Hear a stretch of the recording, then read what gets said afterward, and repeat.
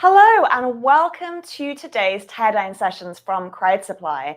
I'm your host, Helen Leigh, and today we are talking to Darian Johnson, who's going to talk to us about his amazing Newt and also lots of other display projects too. So can't wait to dig into that.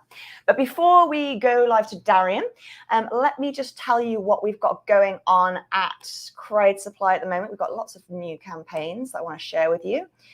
So this is the first one. It's just launched. It's a tiny NES. You can play classic NES games on open source hardware, which is great. This one's been in the works for some time, so I'm really excited to see that this just launched. I think it launched last night. So that's really exciting. Check that out if you like classic NES games. We've got Buskill, which is a USB kill cord for your laptop. We're going to be talking to the creator of Buskill, actually, in early January, so stay tuned for that. This is a great little kill switch, like a physical kill switch for your computer. So if you're working in security or journalism or any kind of high-risk target, this is a really excellent thing to have in your toolkit. We've also halfway through the Caribou Raspberry Pi Hats campaign, which is a really awesome, groundbreaking dual-channel SDR Raspberry Pi hat. So that's really great. And that's raised nearly 80,000 already with 25 days left in the campaign. It's edging closer to its goal of 112,000. So if you're interested in Raspberry Pis and SDRs, this might be a good choice for you. Check it out. We've got also still going strong is the Pixie Chroma by Lixie Labs. They've raised over $7,500 so far with 19 days still left in their campaign. These little things are so bright and so colorful. I love seeing them cross my Twitter feed, and I can't wait to see what people make with these things. So these are addressable RGB LED matrix displays with a really, really solid Arduino library as well. So if you like that, definitely. If you like LEDs, definitely check out the Pixie Chroma. Another privacy one as well. So we've got this Unserve Offline, which is a DNSS receiver with the ESP32 and NFC. And one of the good use cases for that is tracking surveillance cameras with open maps. So that's really cool if you're into privacy. We've also got a IO Thing Digital, which is still going with 20 days left in its campaign. It's nearly at its goal. That's the professional grade digital I/O module. So lots of, you can go up to 300 volts on this thing. And then finally, we've got the Newt that's just launched as well and already nearly at 2,000 raised as well. And that's only just launched. So that's fantastic. This is, well, I'm not going to tell you too much about this because we're going to be speaking to the creator of Newt any moment now. But this is a wonderful, extremely low power, open source IoT display. And we're going to be talking to Darian Johnson about that. So that's what's going on at Crowd Supply. Some really exciting campaigns happening right now. Let's take that out of here. And as always, I have got a box of mystery hardware to give away to viewers of this stream. And today's box has got some really cool stuff in it, actually. So I'm really excited about that. So the way you win one of these mystery hardware boxes is I have written down on this piece of paper a timestamp. And if you comment closest to the timestamp, you will win this box if you're somewhere in the world that we're allowed to send things. So yes, mystery hardware box. Please keep your comments and questions coming. It does make us feel less alone. And we like to know that you're out there and who you are. So please, if you're watching, say hello to us, keep us company, and keep asking questions as well. We want lots of questions, so especially displays, because Darian knows a lot about that. So without further ado, let me bring on Darian Johnson, creator of the Newt. Hello, how's it going? Hi, Helen. I am good. How are you doing? I'm doing great, actually. Yeah, I'm doing really great. I'm feeling very festive, actually. I should have worn something more Christmassy. I suppose I'm wearing velvet. I feel like this is your style, though. This is you. Right? yeah. Black, and more black. I know. Yeah. So sometimes we have to stay in our lanes. I'm a t-shirt man, so I wear t-shirts. So, anyway. Oh yes. Okay. Good. So introduce yourself to our viewers, Darian. Sure. Who are you? Tell me about your Newt as well. Yes, I am Darian. I'm Darian Johnson, and I was born in a shack, 40-something years ago now. So I'm Darian, and I am a maker. By day, I'm a technology consultant, so I spend my days doing technology work, but not maker work. It's more application-based, more server and enterprise-based. So think about that. That's my day job. But my nights and weekends are about making. I've been a maker for maybe 5 or 6 years now. And displays have been kind of my thing. So I Yeah. started first with displays and home automation and IoT, and that's where most of my projects sit. And I'd say over the last 5 years, I've gone from kind of cool but very clunky projects to things that are a little more sophisticated and maybe better made and smarter and yada yada yada. So the Newt's kind of the latest display that I built, and I wanted to build something that was low power, that had some level of firmware that allows you to get weather and air quality and quotes and yada yada yada. I wanted it to be able to sit on a desk without a plug, or on a refrigerator, or on a mirror, and I just wanted to build something nice and small and neat. So that's the Newt. It is very neat. It's very slick. The body of the Newt is it's uninterrupted by buttons. Although I hear that that's something that you're conflicted on. I'm conflicted on. Yes. The Newt is the first version was had buttons on it, and I shared it online, and someone said, "Hey, I think it'd be better without buttons, with just capacitive touch." And I was like, "Sure," because I don't want to assemble on both sides anyway. So I'm as far with an ESP32S2 chip, which allows for capacitive touch. So there are 10 buttons, and this one button wakes up and sleeps the hardware. Let's see if it'll wake up. There we go. And then you got your menu at the bottom, and et cetera, et cetera. I'll talk more about it later on. But this is the Newt. Beautiful hand modeling there. I like it a lot. Let's see who's joining us. So we've got Drew Festini in the house, who says hello from Portland. Hi, Drew. Nice to see you back. Drew. I've actually not seen him yet. Straith has joined us. Hi from Canada. Hi, Straith. It's always really nice to see you hanging out here. You're a regular now, aren't you? That's really nice. Thank you for continuously showing up. Yes. Then we've got Matt Trantini saying hello from Australia. Now, Matt was one of the winners of the last Mystery Hardwares during Bunny stream, which was a great stream. And we've got Liz, Blitz City DIY, who's coming to say hello. Hello. It's always really nice to see you, Liz. Doing some great projects. I can't wait for Liz. I can't wait for Liz to get on here. Like, she's building so many cool things. She needs to build a kit. Like, Liz, build a kit. Build a kit. Yeah. I know. I love Liz's work. And if any of our viewers are not following Liz, Brit City DIY, on YouTube or Twitter, you should run over there as soon as the stream is finished and smash that follow and subscribe button, because she's doing some really awesome work. Straith says that she needs tiny NES. I agree. I did squeal a little bit when I saw it. And that one's been in the works for a long time. So it's really nice to see it actually being released into the world as well. Helen, can you play any game on that? Any old NES game? It's all of the retro NES games, I think. Oh, yeah. Okay, so David Shelton is here as well. Nice to see you, David, from San Francisco. So we've got a nice representation of some different parts of the Western US. And then we've got Timon, who's joining us from Frankfurt. Hi, man. Really nice to see you. I'm glad you stay awake for our stream. That's really nice. And Yeti says hello as well. So okay, cool. So there's quite a few people here joining us, so that's really nice. Thank you for saying hi and piping up. That's real sweet. So let's start off with talking about. I want to talk about the screen that you chose. Yes. Is that too technical to start straight off with? Yeah, no. The screen. I've never used the screen that you're using, and I'm really curious about it. And I'm really curious because a lot of these low power displays use e-paper, right? Yes. So I'm really curious to hear more about the screen that you're using and why you chose it. That's a great question. I can talk about the screen for hours. So good. I can listen. I can listen anything you want to say. I'm really curious about it. I love these Sharp memory and pencil displays. I've had a few for those who have Pebble, or had rather Pebble watches. That's the display in the Pebble. For those who want the play date, that's in that as well, which is not shipped yet, but I think you can order it.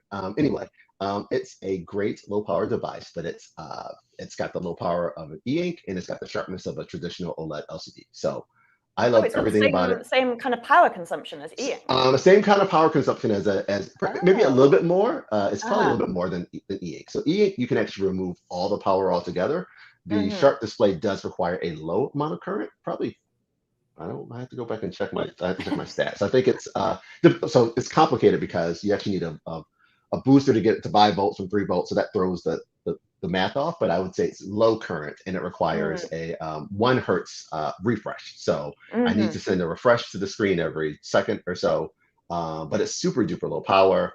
And it's really sharp, and I like it because I wanted something that I could do two things with. Number one, I wanted to have a timer. So this was initially, I wanted it in my kitchen, right? As a kitchen countdown timer, right? So I want to run something for an hour and I want to count down, and I didn't want to, I just don't like the refresh of the e-ink. I don't like everything refreshes, the whole I get you. black, white thing. And then I wanted to toggle. Like I knew I wanted to have multiple functions on the device, and I wanted someone to, like for me, like I wake up in the morning, I go and I brush my teeth, and I want to see the weather. So I want to push a button for the weather. And then a second later, I might want to see what the hourly forecast is, or then I might want to see what the air quality is. And I didn't want to wait for a 1.5 or 2 second e-ink refresh. So that's why I went with the display. And they're fantastic. I mean, I love everything about them but the cost. They're expensive. They're really expensive. Yeah, I was going to say. Yes. Yeah, they sound amazing. It sounds like they're expensive. They are. In fact, what's the BOM cost for just the display? Do you know? So I would say on Mouser, I think just buying one through Mouser, they're like $22 or $23. Just for the display. Just for the display. You can get them cheaper, certainly. Yeah. They're expensive. Wow, They're expensive. That's wild. I had no idea that's a very pricey screen. Well, I better do some good stuff. It is. In fact, when I was pricing this out, I mean, part of my challenge was, can I even bake this? Like, will people buy something? Will people buy it, right? Because you can get another device with the e-ink. But I think there's a market for it, and I think that with the features and the functions, people will like to play with it. So we'll see. Yeah, absolutely. Well, it's already going pretty well. Matt Trentini says that he loves the Sharp displays. They're fantastic. And then he's asking if you use the ULP to generate the 1 Hertz VCOM. Great question. So okay. I don't. So let's just talk a little bit about this. So ultra low processor on an ESP32 chip, ESP32 or ESP32S2, there are, so let's just take a step back. All right. Yeah, ESP32, absolutely. right? The ESP32 is a 2 microprocessor chip with an ultra low power processor as well. The ESP32S2 is a variant of that. It only has one processor as well as the ultra low processor. Other people have made a similar design and they use the ULP. I don't because I think it's very difficult to make it open source with that. So I wanted something that you can code in CircuitPython, MicroPython, Arduino, and to use the ULP, you have to get into expressive code or just some real funky. It's just harder. It's just the barrier for entry is harder. So what I do for this is that I use my RTC, which I love as well, to send the pulse. So I chose an RTC that allowed for an interrupt pin, a signal out pin, Hertz pin, as well as periodic timer, countdown timer, alarm, etc. So it's a great RTC at a low power. But that's how I send the 1 Hertz pulse with the RTC. Very cool. Hopefully that makes sense. Maybe that was really interesting, and it actually really gave me an insight into your design process there as well, because you've been thinking from the beginning about the hackability. I guess that comes from, because you're a maker, right? You're not like that how you've learned all of your hardware skills? So that is how I learned everything. So I did go to school for engineering, but not for electrical engineering or computer science. I went for mechanical engineering, which is a totally different thing really? Together. Yes, I did, but I don't do engineering work as my profession, but that's okay. So everything I've learned is through making. And reading manuals and liberal copying of open source design, right? So I am not ashamed to say that I look at everybody's open source design and it's an homage, it's an homage. Yeah, exactly. That's the point of it, right? Yes.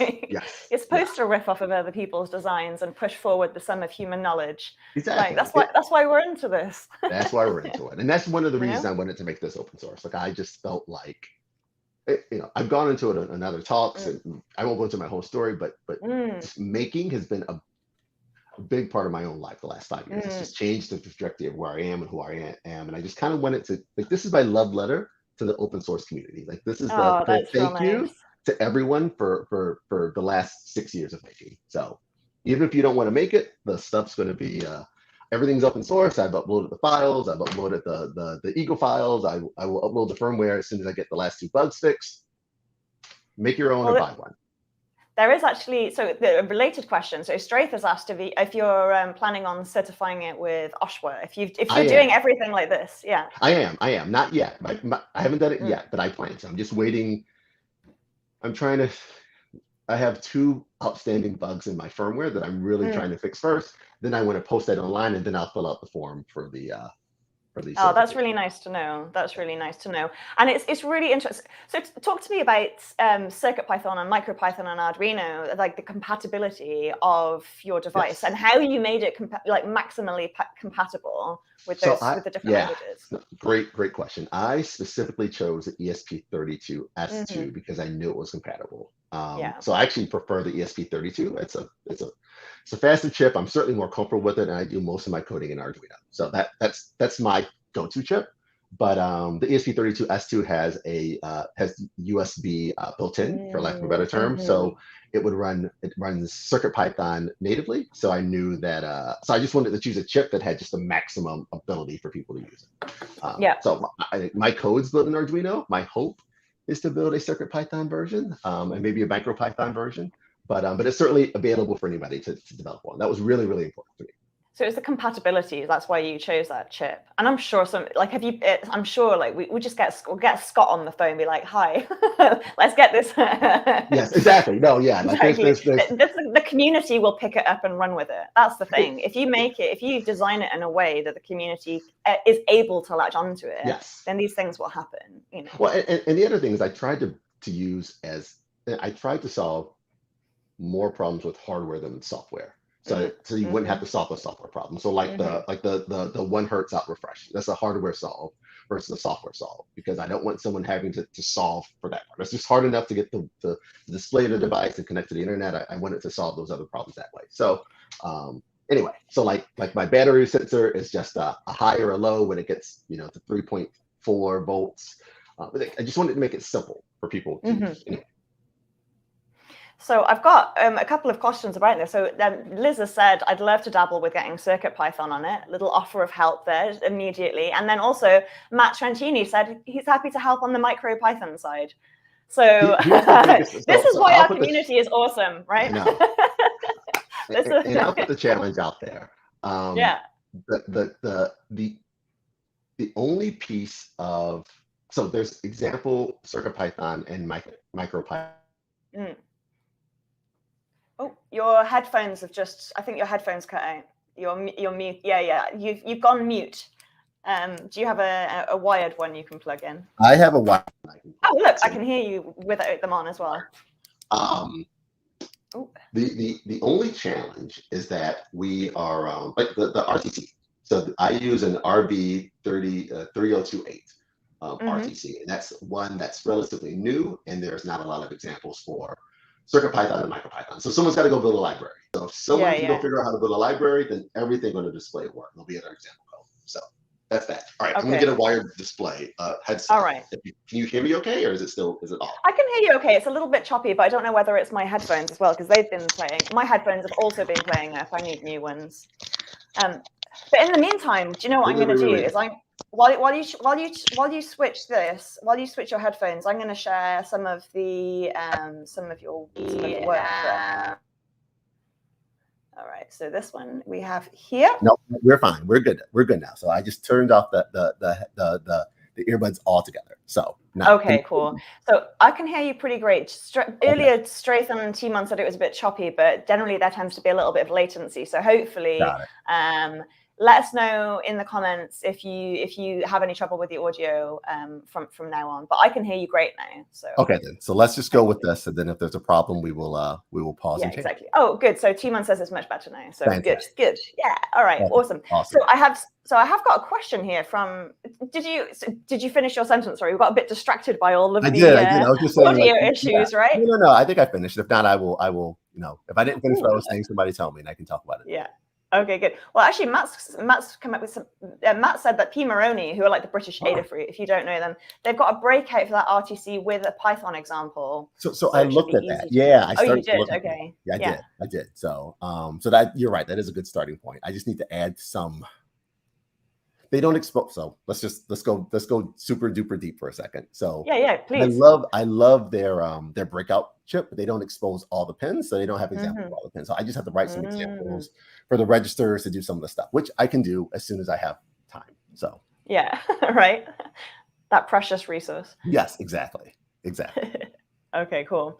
Right, I've got a question from Timon as well, who's asked, was sourcing those Sharp displays in quantity difficult? They seem like a more specialized component that's hard to get. And I've got a little, I'd also like to hear just your general experience so far with sourcing components, which I know is a sore topic, and I don't want to make you weep. But no, I would like to hear your experiences. So yes, the great chip shortage. We will tell our friends and our children and our grandchildren and nieces and nephews about the great chip shortage of 2020 and 2020. And 2022 is looking like. Exactly, yes. The Sharp display is 100% the hardest part to get. I looked at manufacturers. So I wanted to... I'm okay to spend a little more money on parts by going through a distributor in the US. It's just easier for me. But I couldn't get the parts here, and I contacted a handful of people. So I ended up having to go with going through Alibaba and finding someone there. So they're available in smallish quantities. They're certainly available in large quantities and certainly available in smallish quantities. So I got a handful for testing purposes. And there's some manufacturers who have them, but not a lot. There were probably 4 or 5 who had the quantity that I was looking for. So it was a little hard. I'd say the other thing that was hard was the RTC. So let me just spend 30 seconds in the RTC because please tell me all about the RTC. You don't have to limit yourself to 30 seconds. So I have become an expert at displays and RTCs through this whole process. And I knew I wanted an RTC. So the RTC, real-time clock, right? I knew I wanted something that would be low power, that could wake up the device when it was sleeping, and I wanted to have an alarm and a timer and a periodic clock at the same time. Periodic clock meaning that whenever whenever it gets to 60 seconds, like it sends a pulse and wakes up a device. Or I set an alarm for 4 p.m. or a countdown timer, like I want to count down seconds, so every second it sends a pulse, or every minute if I'm doing minutes or seconds.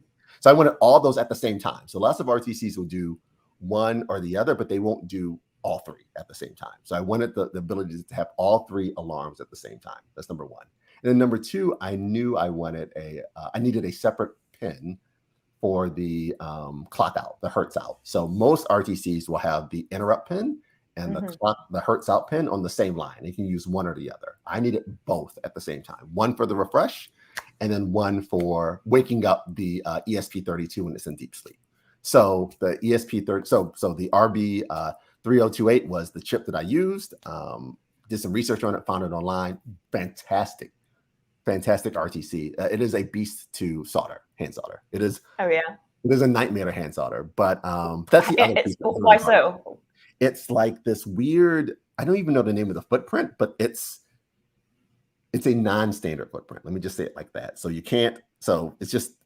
I don't know. I think engineers who know this better than me, you guys can look it up and tell me what the footprint is. It's just it's a beast of a footprint to solder. I'll just say it like that. It's just very low pitch, 8 pins. It was a mess. And that piece is really hard to get to. So that piece is harder to get, but I was able to get enough quantity for a low run. So like if we go gangbusters and we sell 5,000, I'm in trouble. But for a couple of hundred, I think we're going to be okay. Yeah. That's great to know. That was an interesting RTC story. That was a good one. I looked at the 3028 and the 8025, and I mean, I can talk about RTCs for days, but I won't. Not on maybe I'll write about them. This is a good place to talk about RTCs for a long time. I think you're not going to. Matt says it is a SON8, so DFN8 package apparently. Yeah. So for those of you here we go. And that one is annoying to hand solder. All right, cool. So I actually really wanted to ask you a question. So you write software for your job, right? So a little bit, not so much anymore. So I used to. Okay. But I probably do less of it now. Yes. Okay, and you primarily work in cloud. Yes. Right? Yes. Okay. And it's really interesting to me that most of the hardware you make is somehow connected, right? Yes. And I was wondering what influence making hardware like starting to make your own hardware has had on your software, or has had on your approach to your job? Like, how has that influenced your work? So they are not related and 100% integrated, which is hard to describe. So let me say it this way. When I go to work every day, I mean, I certainly don't write software. No one will let me near any server room writing production code anymore. Like, those days are long gone. But I manage teams of people who write code, right? Yeah. And sometimes I do reviews, quality reviews, and things like that. Anyway, when I go to work, no one says, "Hey, tell me about that cool thing you built, that cool Newt device, and how it integrates to the cloud and whatever." Like, nobody cares about that. But at the same time, they know enough about the fact that I'm still building. Like, I'm in management now. I'm not a fingers on keyboard guy, but I'm still building in my free time, and that gives me enough. That gives me street cred, for lack of a better term. So when I talk, people are like, "Okay, you may not know this exact thing, but you're still one of us, right? You're still one of us, Darian, even though you put on a suit jacket every now and again." You've got your managerial role, but you've still got the technical chops. So your engineers respect you. Yes. Oh, that's really begrudgingly respect, maybe. Yes. Encouragingly respect. Yeah. Wow. Well, good. So that's really interesting. Good. That's really cool. Yeah. That's really interesting.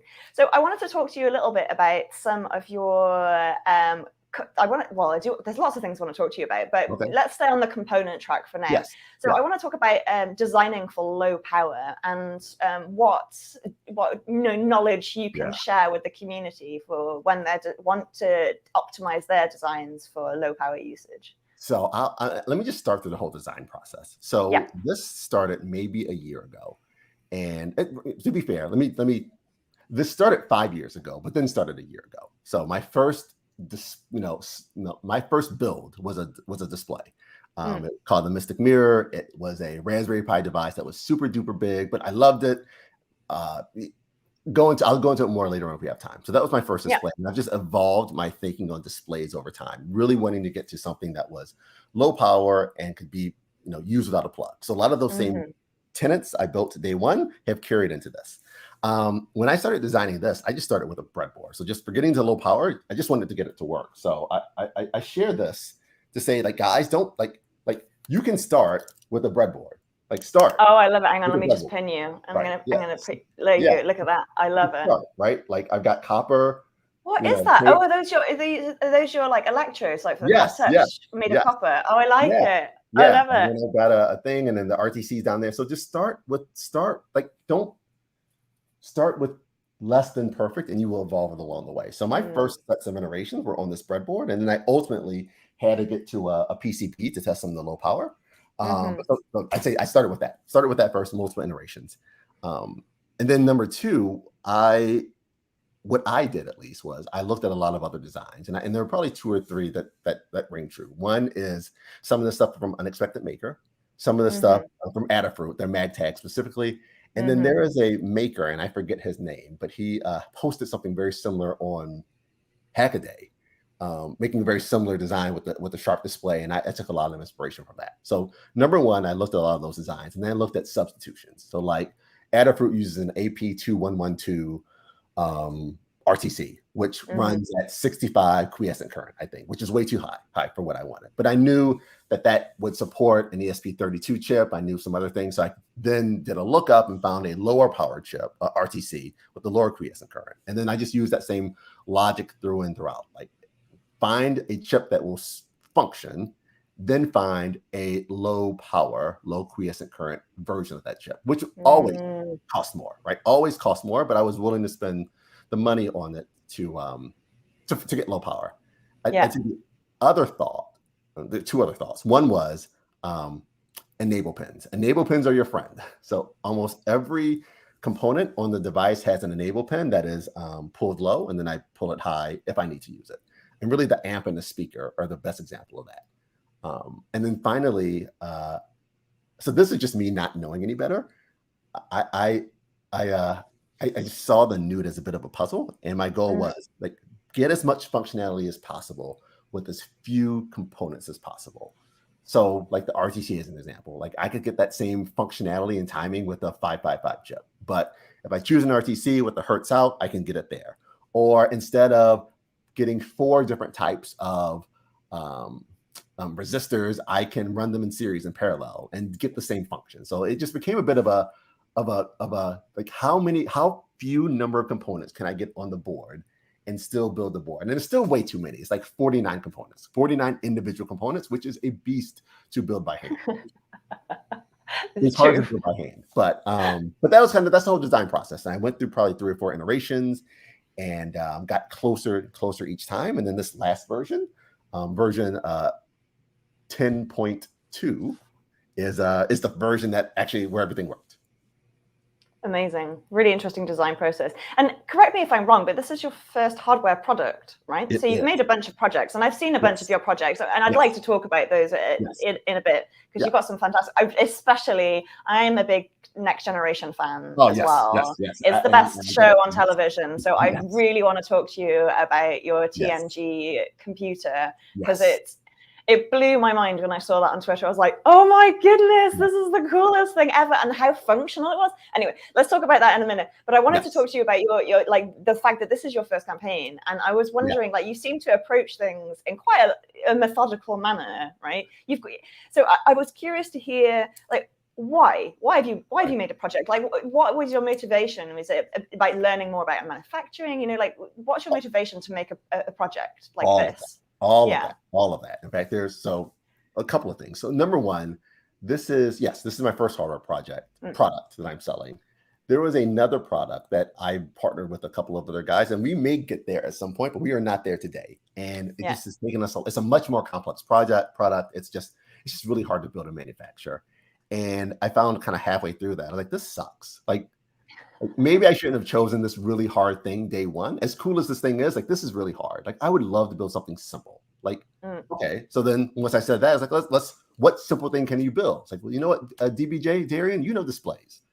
Find a smart display, develop a smart display based off what you would use. And then it kind of went from there. And my goal, I mean, I want to make a little bit of money because, you know, it's hard work, but I don't need to make a whole lot of money. I just want to say that I sold something. I just want to be able to say, I made this and some people liked it and they bought it. Like, that would be success for me. And if that's successful, maybe there's a Newt 2 and a this and a that, but that's what I'm shooting for, if that makes sense. I guess you're probably learning a lot about the actual product creation process as well, because people think about making a product, and I think a lot of people, especially engineers, they think about just the physical design and making the thing, but actually there's a huge amount that goes around that. There's the the testing, the community building, which actually I would say that you do excellently. You've been really good at documenting. I can do better, but I'm trying. No, but you're spot on. My typical MO is I spend 6 weeks, a month, a year on a project, and then I say, "Hello, world. Here's this cool thing I built." And I got some great coaching that said, "Don't do that. Like, share your project along the way," which I really tried to do. And then totally agree. And then just like building a one-off thing that I have for myself, like the Star Trek display, right? Yeah. Like, there's no way in the world that this thing is manufacturable, not even remotely. It would cost $500 to manufacture this thing. Because it's not designed for that. It's not designed for manufacture. So I really tried to approach the Newt as a design for manufacture product. How can I get the smallest PCB possible? If I use capacitive touch buttons, I can reduce my assembly cost. If I choose this versus that, it reduces this price. I need to add pins for testing functions because I don't want to have to plug in a USB every time I want to upload code or test that it works. Like, all those things that I was forced to think about. So it's been a great process. Like, I've learned so much from it. So it's been very, very rewarding. And I guess you've still, after the campaign is over, then there's the whole phase of manufacturing as well. That's a whole nother world that you're going to dive into. I'm excited, maybe a little bit nervous. And I've asked a bunch of other makers and other people from Cloud Supply who've done this. Hey, what did you do about this? What do you think about this? What makes sense here or there? So I've gotten a lot of coaching, but you don't know till you know, right? No, you don't exactly. know till you know. And I'm like, I think everything's going to be okay. But for all I know, there's going to be, who knows? I don't even want to say it. I don't want to vocalize what might happen because it might become true. But well, and also you are doing it on hard mode. You're doing your first project during a chip shortage, during global chip shortage. So I think I definitely have, I have faith in you being able to pull this off. Absolutely. But then you'll have some, that's a nice feather to your cap, isn't it? Well, there were so many things. Like there were 2 or 3 chips where I really wanted to use. I was like, oh, this chip would be perfect for this functionality. Not available till 2022. Not available till January 2023. I'm like, well, we'll have to wait for a second or third version. We'll see. Yeah, exactly. Well, I mean, it's enforced these design constraints, which actually I think has made people quite creative with the hardware that they're using. It's pretty fun. It's pretty fun. So I'd like to take a few minutes to talk about some of your projects, if that's okay, because you've got some really, really awesome ones. Let me bring up your Hackster page right here. So your Hackster page here. There's you've got a bunch of projects, and you've also got a bunch of awards as well, which I'd like to hear about. But can we? Yeah, can we talk about? Can we please talk about this? Yes. Because I absolutely adore this project. Tell them what it is. So first off, if you aren't watching Star Trek, people, you are missing. Like your life will be better if you like Star Trek. So accurate. I'm a fan of the Next Generation, but I think any version of Star Trek, you're going to be okay. You're going to be okay. Yeah. So start. Like, can I just take a second here to say, like, what is it about Star Trek? Like, because for me, it's the optimism and the fact that I think it's probably the only utopian sci-fi that's in the mainstream. I love it. But what is it for you that really attracts you to Star Trek? I don't know. Maybe it's just I don't know. It's a team of people working together in this this utopian thing. Everybody's getting along. I don't know. I keep shaking my desk. I just and I didn't grow up liking Star Trek. So, and to be fair, I started watching the next. Well, let me phrase. I grew up. Let me more say it like this. I'm 44. So I was born after the original series, and I was probably in my 8, 9, 12, maybe, depending on when the Next Generation started. I didn't really like the first season, because they were kind of funny looking, and it's this bald guy, and he's the captain, and I'm like, oh, this doesn't really get. But I started watching a couple of episodes, like, oh, I actually kind of like this. I like the technology, I like the people. I was a huge LeVar Burton fan from Reading Rainbow, which is probably why I started watching it. Anyway, so then I just then it became a thing where I was just like all in every episode, everything. We've gone to a couple of conventions, you name it, right? Wrote them to get like cast pictures signed. Like I was all in. I was all in on it. That's amazing. So I kind of knew I wanted to build this, and it had been an idea for a while. And I built this right around all the kind of the social unrest that happened a couple years ago, and I just needed a break. And for me, building is a great way. Making is a great stress reliever. So I took a week off work and I just built it. And then I said, "Hey guys, look at this cool thing I built," and the community loved it. Like I've never seen such outpouring of support. And I wanted it to be functional. So it connects to the internet to get weather and health and stuff and forecast. I see here you've got like a step counter. So where's it drawing this information from? Yes. So this is I'm not going to pull up the latest version, because I was in shape then. I am less in shape now. Let me look. Let me see. Let me see what it says. So funny. Let me see what it says about my health. Oh yeah, no, we're not doing that. Well, you know what? It doesn't have to wait. You know what? It doesn't have to wait because I haven't stepped on the scale, so it's okay. Google has an API. So Google has an app called Google Health or something like that, and they have an API to their backend, and you can access that API to get the data. So I have it on my phone, and it syncs with my Apple Watch and whatever thing, and then it sends it to the Google Cloud or wherever the Google data is, wherever Google stores all of the information about me, and then I'm able to just pull it. So there's an API. Say what you want to about Google, they do make a lot of great APIs. Right? They absolutely do. They make great APIs. So I'm willing to trade off the giving of data for APIs. Like I don't. What else to say? API whore. Let's not say that. I love APIs. I do. And you cannot lie. Yeah. So yeah, so that's why. So anyway, so this is what I built. And I wanted to be functional, and I wanted to get weather and news and my health stats. And yeah. Wait, what's this? What's the power sensor? Yeah. So I used an INA 219. So it's a current logger. It's a voltage. Oh wow. So I actually built this on another chip. So this is initially the reason I bought it. I built it. I was doing low powered projects, and I needed a way to measure the current and the voltage. And this is before I got another chip. I use a current ranger now, which is much better. So this is a chip that Adafruit sells, and I put it into another device, and I was able to measure current and voltage. And I was like, you know what? It'd be awesome if I actually built this in a Star Trek engineering display, like Jordy, like be the chief engineer.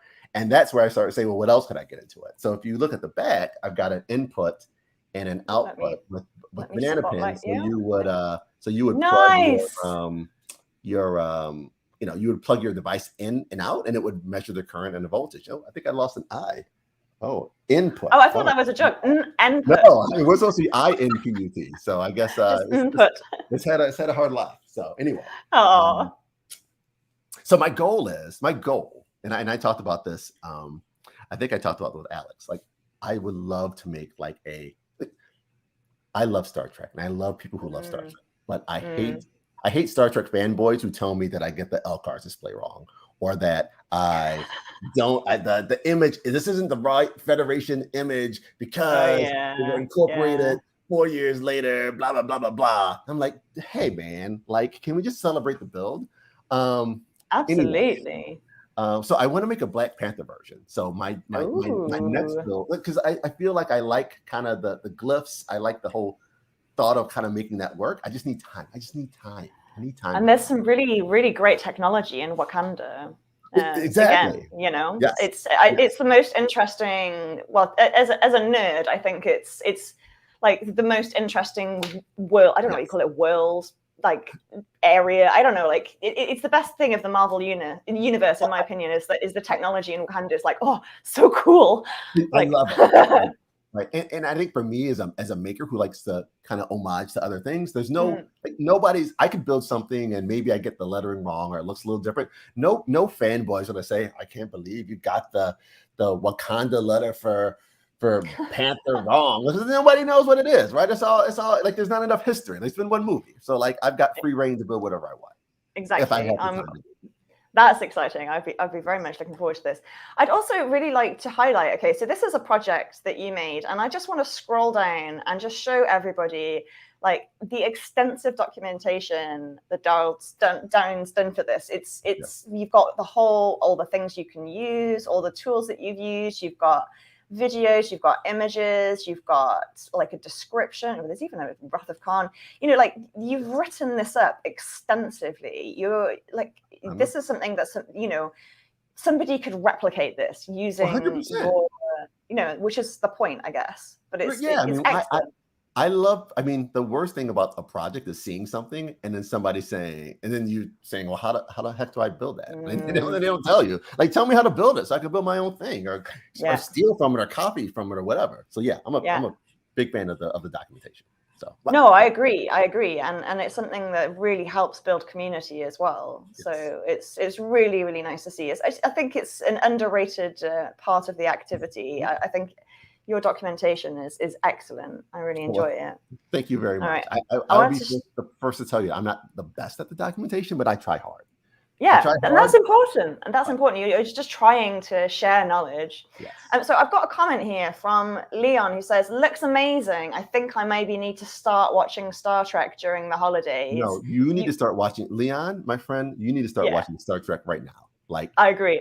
From work. If you're at work, stop working. Start Star Trek. Like, I'm a big Next Generation fan. You can start. Where would you start?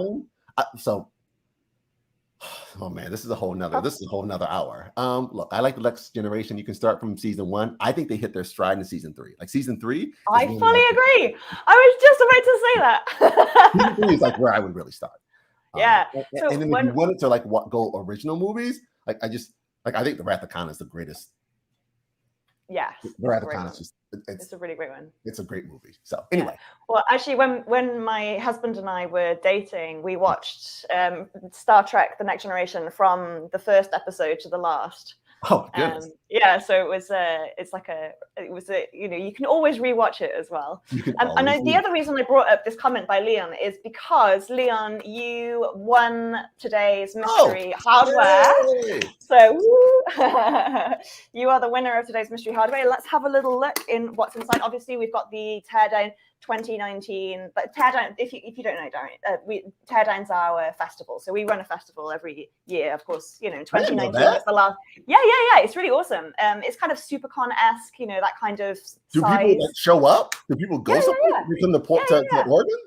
Yeah, exactly. We have, it's a really fun event actually. We have like a scavenger hunt across the city with like technology puzzles. We like have a barbecue and a hackerspace. It's quite small. Normally like 200 to 300 people, but like for me, like that's the golden number.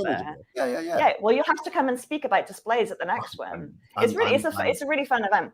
But yeah, so this was the last one, which was the Teardown 2019.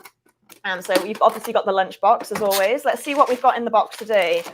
Wow, we've got some Xilinx socks. Very exciting, bunch of swag. And then we've got an open source OpenScope MZ, so which is so we've got a 2-channel open source oscilloscope. The Diligent, right? Is that by Diligent? Yes, exactly. Yeah. So that's going out to you, Leon. Wow, this is a great box this week. We've also got a Trinket M0 from Adafruit. What is this? Oh, it's something from Pimoroni. What have we got from Pimoroni? A super duper blinky. I love it. So we've got a super duper blinky in here. This is a great box. We've also got some enamel pins from Corvo as well, including the super snazzy I Heart RF pin and some other lovely snag. Oh, what's this? Oh, cool. And Mauser Electronics component board as well. I was going to say, drop me your address, Leon. Although we do probably already have your address. Send it to me via DMM with your current details, and I will get somebody to send that out to you in the next few weeks. So thank you for commenting, and we'll send this over to you shortly. All right, thanks. Yay! Good job, Leon. Leon's a creator as well. Leon's someone who does his company's called Anavi Technology, and he does all sorts of different things, including like little macro pad keyboards and so on. So he's follow him. Well, I will follow you as soon as I get. Leon's lovely. Leon was actually the first ever guest on this live stream, and you'll find like my internet dropped halfway through, so it's a 2-parter. It's back before I knew on what on earth I was doing. I mean, this is what, stream 16, I think I'm on now. So I'm like vaguely figuring it out by this point, but I'm still messing things up sometimes. Very cool. Oh, and Leon says, I feel ashamed that I went all this without watching enough Star Trek. You can fix that, Leon. Exactly. You can fix that, buddy. You start watching. Exactly. I agree. So as soon as this stream is over, go over to season 3 of The Next Generation and start watching. Exactly. It's good. Okay, so we've had a little look at your at this project here. Yes. So I'd like to go back and take a look at some of your others. Are there any other ones that you wanted to talk about in particular? Because you've got all sorts of things here. We've got a Compost Professor. We've got an Alexa-enabled touchscreen, smart candle, Mystic Mirror. That sounds fun as well. So you really are like specializing in displays. So let's do 2 really quick. And I talked about these before, but I will always talk about them. The first one's a Mystic Mirror. Like that is my baby. Like that is. This one, let's have a look at it here. The Mystic Mirror one. Yes, that will forever be. So this is my first make, right? So really? This is my first make, and it's horrible, right? But I haven't. So right, maybe some makers like save their stuff, but I tear down. Like if I make something and it's good, I keep it for a while and I tear it down for parts. But not this guy. Like this behemoth, which doesn't even work anymore, is still in my office in the corner. Because I threw it away. Nice. And an hour later, I went back to the trash can to go get it. Like I just couldn't part with it. Some are just too precious to get rid of. I think you know you've got to be an archivist of your own work as well. Yeah, exactly. But so Mystic Mirror, why is it important? Because it's my first make. And like I don't make the Newt without making the Mystic Mirror. Mystic Mirror is a Alexa-enabled device. I actually built it to learn about it for my day job. So, and I've told this story before. I was doing one thing at work, and they were moving me to our cloud practice with Amazon, specifically AWS. I need to learn more. I was doing some online training. Online training kind of sucks. And I came across this Hackster site. They were doing a contest. I said, well, I can learn about this stuff while I do this contest. Fast forward. I'm doing well at work. I get second place in this contest. The folks at work like, holy smokes, you made this cool thing. And like away my career went. Like this thing changed my life. Really? Yes. Wow. So. It really changed the trajectory of your career, huh? Well, I mean, you're gonna get me on a rant about making, but like everybody should make something. Good. You don't have to be an engineer. You don't have to be super technical. You can just blink a light. I promise you, making something will make you better at whatever it is you do for a day job or for a living or whatever else. Rant has to be over. So yeah, no, I fully agree. An amazing program here as well. Right? Is there anything you wanted to tell us about the Mystic Mirror, or did you want to have a look at your other project? Let's do the other one. I mean, the Mystic Mirror, like if you guys are interested, you can read about it. It's an old product. It's an old project. Yeah. It won't even work anymore. So don't download the code. It won't work. The Compost Professor. Okay, I'm curious about this Compost Professor. Yeah, so there's a couple of them here. So this is the Alexa. So there's been 4 versions of them. So this is the last version. Yeah. But you know what? Go back. Let's go back to the third. The third version is my favorite version. So third version. All right. I'm not logged in, so it might not let me. Okay, go to that Compost Professor. Smart Compost Professor. Yes, that one. Yeah. And my plan was to have it like available, but I don't have any data because I took the composter down. So I tried to cut it on and it said there's no data. But anyway, the Compost Professor. So this was a project I've worked on over 2 or 3 years in 4 different parts. And yeah, it's a sensor that you insert. It's a series of sensors that you put in your compost, and it measures your temperature, measures your water level, and then it's making me log in. Sorry. Oh no, give me a second. Share mine. No, it's fine. I can do it. Just give me 2 ticks. Well, I'll keep talking about the Compost Professor. Yeah, keep going. Yeah. So I just wanted to build. I wanted to figure out how to build better compost. Yeah. Simply put, right? And I realized compost is just water and heat, right? Yeah. Water and heat, and that breaks down material. So I used a methane sensor, I used a temperature sensor, I used a water sensor, and then I just built a thing. I sent the data to the cloud in order to analyze whether I should add more brown materials, add more green materials, stir the device, add more an activator, yada yada yada. I built this great display. I put all this stuff in this. I put it in a bin.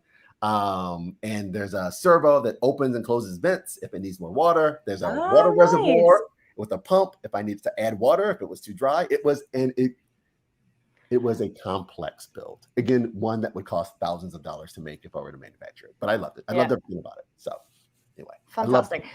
How did you? Because compost is not necessarily always matching well with electronics. I'm curious about the physical aspects of this build, because that looks, I would be the first to tell you that this was probably certainly wasn't my second build, but it was not. I'm much more a mature builder than then. There's a lot of glue.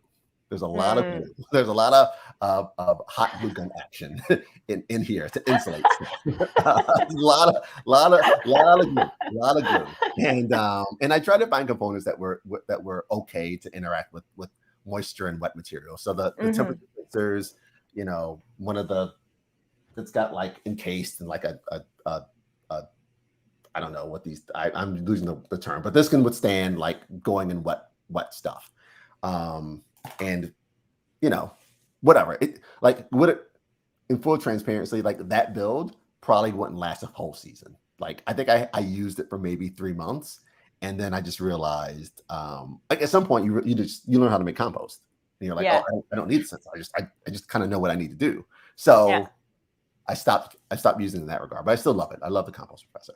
So it's really cool. I like the name of it as well. Oh yes, it sounds so smart. Compost Professor. Yeah, it's great. It's great. Can I ask you about the Newt as well? Like, why is it like? So I want to ask you about the name of the Newt and also the name of your company as well. So this did you span up this company to launch the Newt, right? The Newt, yes. It's this company and the Newt and me. Yes. That's it. Oh, here we are. It says it already says it on your page. It means well, forward. that's exactly what it is. Yeah, it's and I keep telling everyone thinks it's like Italian. Fambili, fambili. I like some fambili. Yeah. It's Yeah, zulu okay. for forward. And again, it goes back to like I just felt, I don't know how to put it into words. I just wanted to look forward and think about building something cool and not look back. So for me, this came out of just 2020 sucking. Like 2020 was hard. 2021 was really hard. Like some people know I lost my father earlier this year. It just was hard. I'm sorry. So like for me, yeah, thank you. So I just was like forward. Like I just want to think forward. Like let's take what we learned in the past, but let's think forward, which is why kind of how I came with the name. So that's how I came with the name Fambili. And Newt is an homage to the Newton PDA, so the Apple Newton, so that which some people think is the first device. So that's one reason it's called the Newt, and the other reason is that it's supposed to stick to a wall. Like the original plan was for it to stick to a wall. So if you see, I don't know if you can even see the one there. Let me spotlight you. Oh yeah, I see it. Yeah. And then I decided to create this display for like the desktop display, which I really like a lot better. Oh, so that's pretty cool. Yeah. Show me the display, because that's quite new since the last time I saw it. Desktop stand. It's a let me see if there's a better version. Give me a second. I'm gonna grab. Here's an older version. Here's an older version. So it's it's built with my Glowforge, which is right behind me. And it's which made we need to talk about. Yes, I know. I love this Glowforge. And it's got living hinges. So I wanted to make a single device that like a single, piece of engineering wood that just pops out and it just kind of comes together, and then you sit the Newt, right? Well, this is the old version because it sat in a stand first, and then I realized putting it in like screws would be better. But like it's a one solid piece. So that's great. And I think those living hinges are actually pretty durable. In my experience, I love living hinges. And they're really fun to play with, huh? Yeah. I didn't even know it was a thing. It's the community, right? The community. Yeah. I was kind of poking around, thinking about what I would build because I didn't want to 3D print them because I just felt like that would take too long. And it's quite brittle as well. Exactly. Blah blah blah. Yeah, I actually don't love 3D printed enclosures. I think 3D just because I've just had trouble with them breaking. Leon says that he loves the stand, such a compact and smart design, and the fact that it folds flat as well and doesn't need any assembly. It is a very smart design. Thank you again. The community. I wish I could say I came up with it, but I saw the ideas myself, and then I designed it with my own little things, and then that's where it is. And that's we're all standing on the shoulders of giants. We're all standing, and we're just hoping to give a leg up to the next person that comes along and wants to make something based off of our work, which was based on blah blah blah. It's really nice. Speaking of that, so I don't know how much time we have, but I want to ask you this question, and I told you up front I was going to ask you Yes, and I want to ask you the same question. So go on. What's your thing, device, tool that you just can't live without? The thing that's always on your desk or in your purse or in your pocket or wherever on your person or near you. Like, what's the thing or the two things that you just like use all the time? So I love my soldering iron, and I'm quite fussy about what soldering irons I use. I have quite small hands, so I love a TS100 because it's portable. I mean, the little. So basically, if you'd have asked me this question when it wasn't a pandemic, I would have given you a very different answer. So my life used to involve a lot of traveling around. So I used to have like this really portable kit of small tools that I would take around with me that were my essential, like basically hotel hacking tools. And like I have my like TS100, like the little soldering iron, or so they're kind of like these portable tools I would have a grab and go. But now I'm at home a lot more. So I'd say that my soldering station's really nicely set up. I've got like hot air. I've got my vise. I've got some like these really awesome like magnetic soldering iron, soldering hands, the helping hands. They've got like, it kind of looks like Dr. Octopus. Okay. Which I really like. So at the moment, I'm really happy with my soldering station setup. And for the first time, it's the first time I've had, so So I've recently just bought my first house with Okay, my congratulations. husband, and Yes. it's my first. And so I've been spending a lot of time like making my dream workshop. Like I've got like this cool pegboard and like so generally speaking, I would say like that area, Okay. my soldering station, I'm really happy with. I've got like all the tools I need. Like I've got all of the like little bits and pieces, and I know where they are, and everything works. So like I'm very, very happy with that little corner. What's your go-to tip? What's your go-to soldering iron tip? I generally use the pointed ones, but I have been actually so I do use the pointed ones, which I know not everybody does. People like the chisel tip, yes. But I like the pointed ones, just because I tend to do quite a lot of really fine work. Like a lot of my electronics tend to be quite small and fiddly, and because I use a lot of unusual materials in my own work.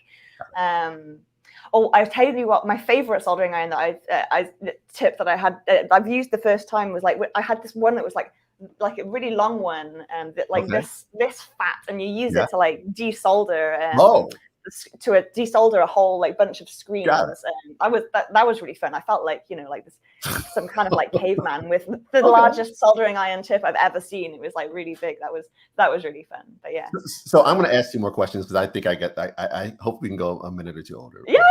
Gosh, no, we're just here hanging out. Oh gosh, I've just got a review from Timon says the ERSA Icon Nano, the best soldering iron for small hands. I don't think I've even heard of that one. I've not either. I'm really excited. Well, actually, so that my current soldering iron actually belongs to Crowd Supply, and it's a Hacko. So I do eventually, when we go back into the office, I'm in the office right now, but like it's the only day I go into the office. But when I get, I think maybe I'll try that one out, because Timon, I respect his recommendations, definitely. So that's really nice. And how about you? You've got some great toys behind you. I spy a Prusa. There's talk of a Glowforge. No, it is. Which I'm very jealous of, by the way. So since I didn't expect you to ask me, to be fair. But the thing, so it's called the Remarkable e-ink tablet. It's an e-ink tablet, and it's a smart tablet, and it's and all it does is let you write. Like, so let's see. Let's go to just a quick sheet. Okay, so hello. Oh. Yeah. And then if I went to erase, I erase. But I like it because it's for two reasons. Number one, it's the closest thing to paper without being paper. And I can store all of my files. So I used to travel quite a bit for work. And I have a set of work folders, pads, and I have maker pads. And I have a maker pad for each project. And I like hardbound, like thick pads. And I would end up carrying 6 with me on the airplane. It just was like not manageable. So I bought this, and then we stopped traveling.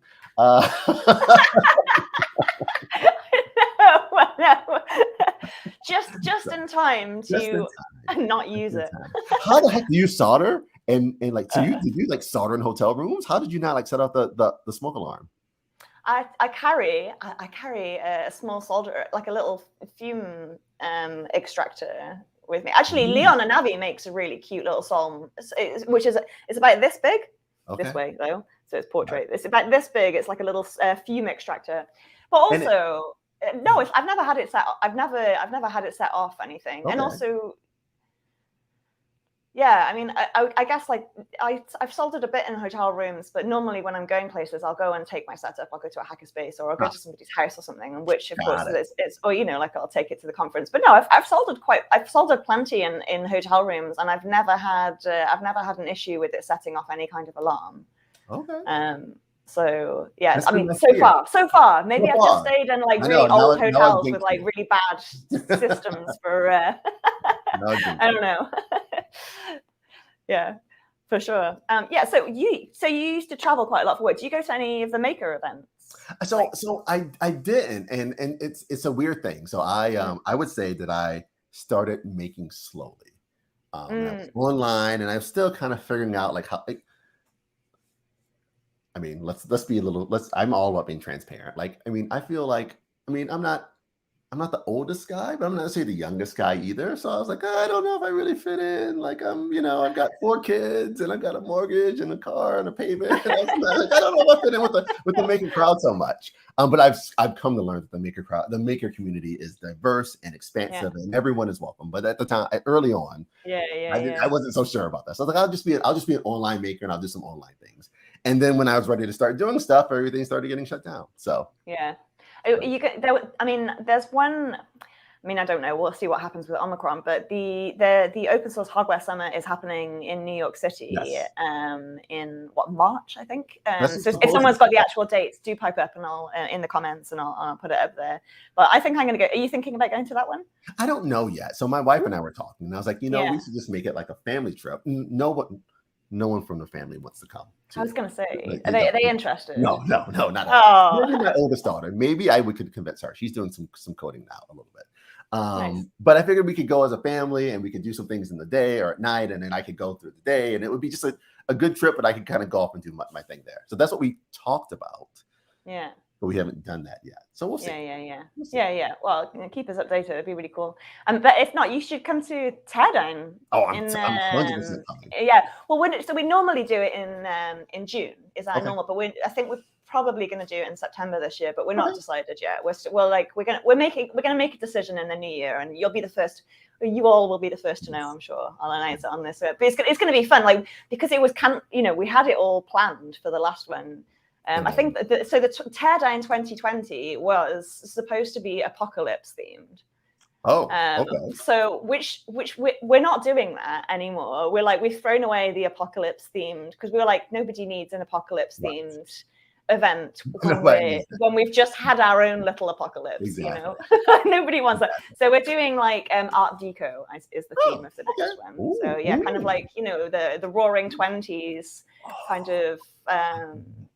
It's kind of like Art Nouveau, Art Deco, but with technology as well. See, I feel like that's so your lane. That's just 100% your lane.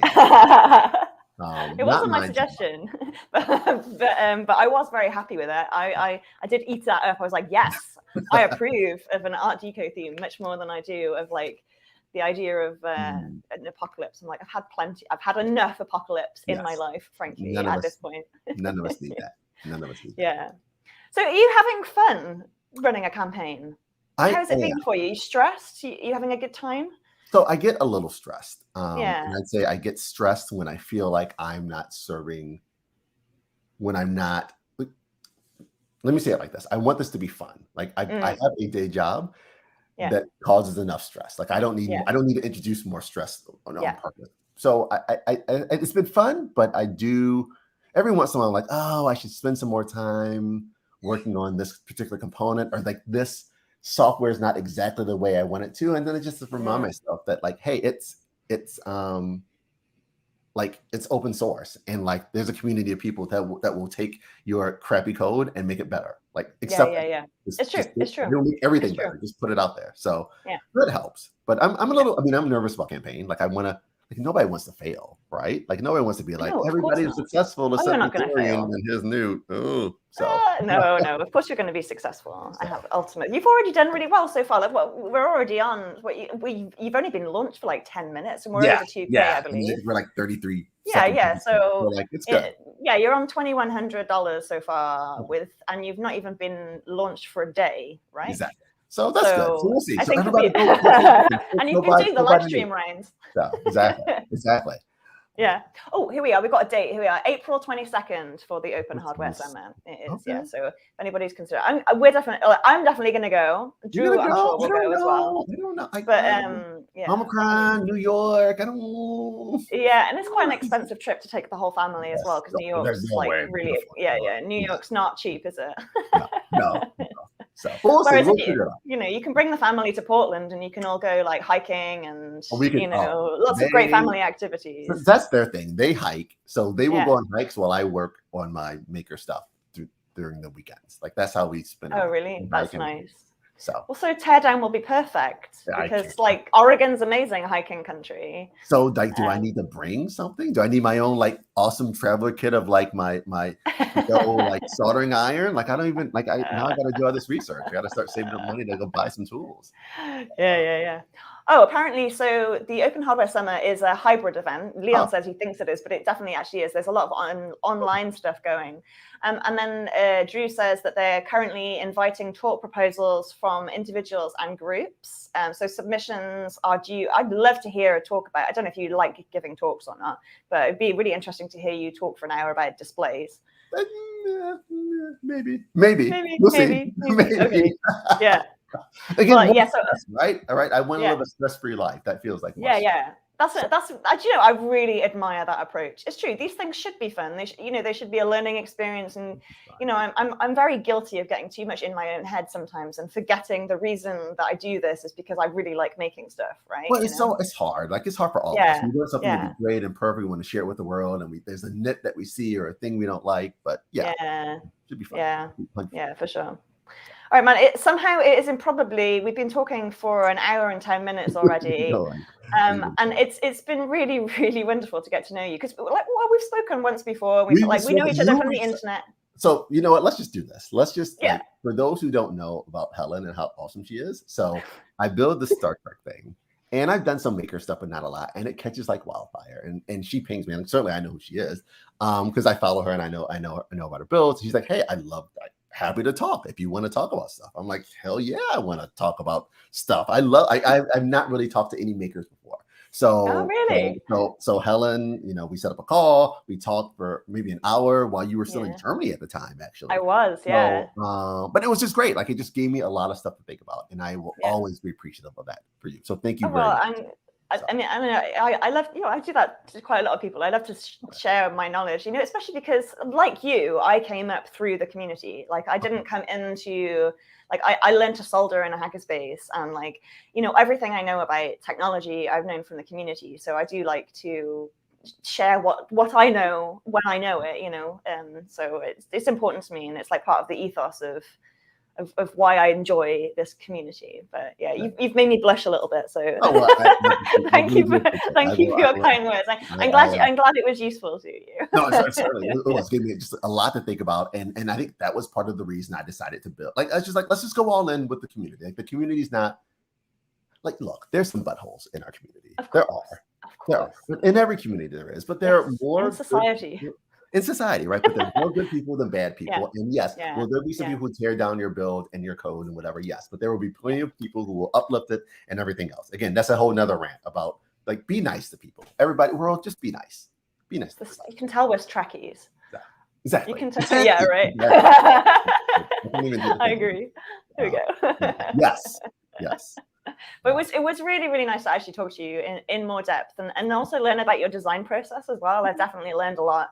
And I'm looking forward to seeing the enormous success of Newt and also what comes after it as well, because I think this will not be the last awesome display project that we see from Darian Johnson. I've got ideas, but let's. Oh, do you? Are there any little sneak peeks you want to share before we sign off, or is that a conversation for another day? I'll just say this. I've always been chasing. So again, the Mystic Mirror, my first project, my baby,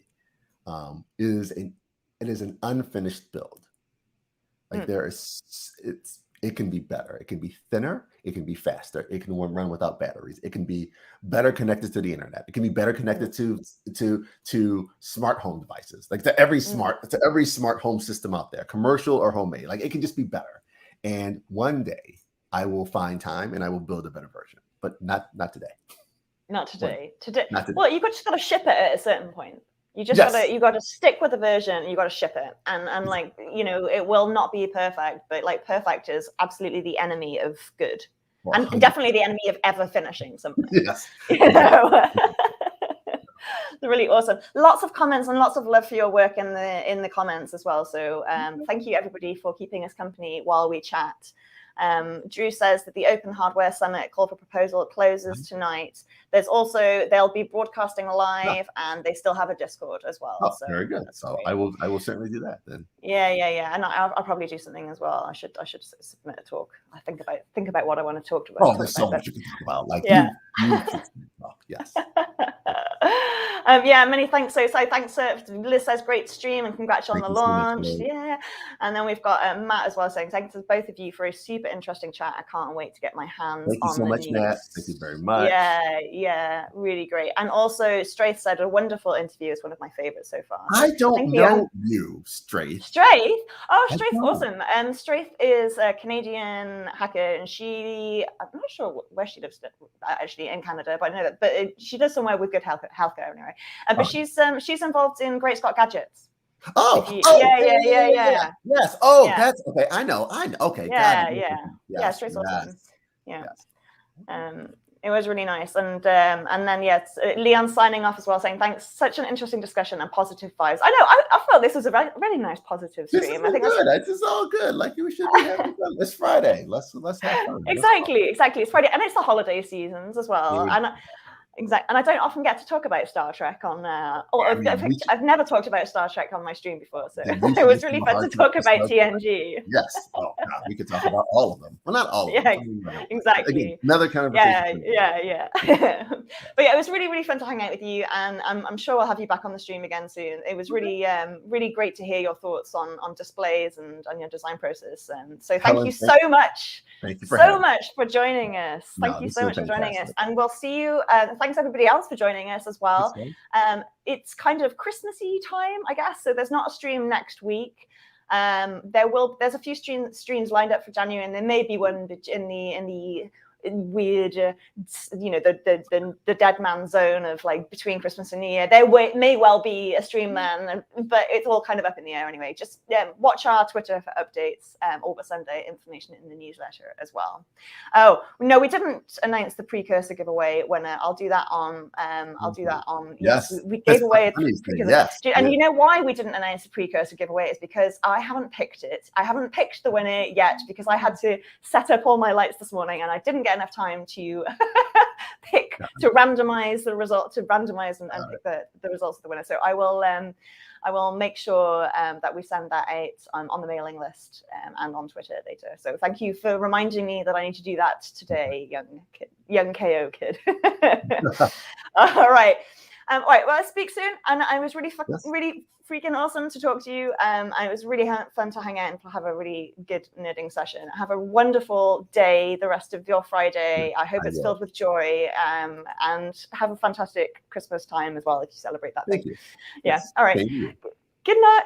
No, it's the afternoon. I'm going to go back to bed. It's like 1 o'clock in the afternoon. All right. Bye, everyone.